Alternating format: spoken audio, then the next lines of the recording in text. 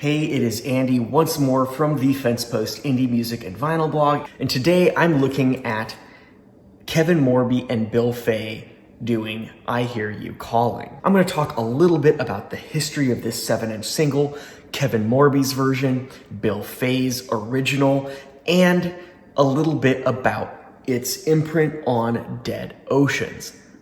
Let's get started.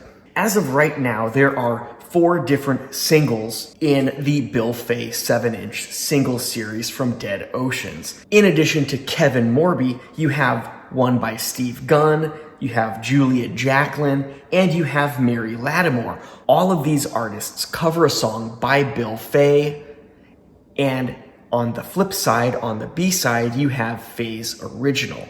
Now, I keep saying original. These are companion pieces to Dead Ocean's release of Bill Fay's Still Some Light Part 1 and Part 2. Still Some Light is a compilation of 1970s original album demos and 2009 home recordings by Bill Fay. In fact, I Hear You Calling was originally released on Bill Fay's 1971 album, The Time of Last Persecution. The demo or home recording version, I'm not quite sure which one it is actually the final track on Still Some Light Part 1, piano, guitar, bass, and drums. Fay's version here is that version, so it is not the original studio version from 1971. Morby takes the song and reworks it in a sense to make it his own, and he does an excellent job at that. In fact, he does so well on crafting the song, it kind of sounds like an original Morby track. And backing him, you have kind of a powerhouse of artists.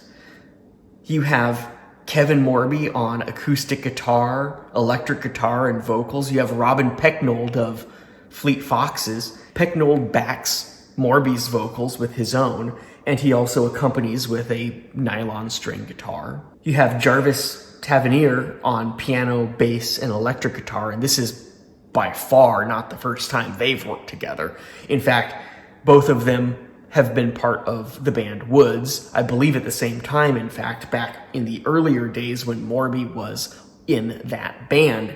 And Jarvis also worked with Morby when Morby left that band and joined Cassie Ramone to co-front the band The Babies. That work saw Jarvis doing pretty much all of the recording that The Babies did between 2010 and 2012. Finally, on drums, you have Josh Adams, a studio drummer who has worked quite extensively with Fruit Bats. Let's do a quick unboxing, and then I will read a quote from Morby about his role on this single. On this side, you have Kevin Morby. The artwork is very, very similar to that of Still Some Light, parts 1 and 2. And on this side, you have Bill Fay, once again, very similar to that artwork. The vinyl itself is very simple. It's black vinyl with cohesive labels and artwork. Now, I felt it prudent to read what Morby said about his presence on this series of 7 inches from Dead Oceans. He says, Bill Fay exists as a secret handshake amongst us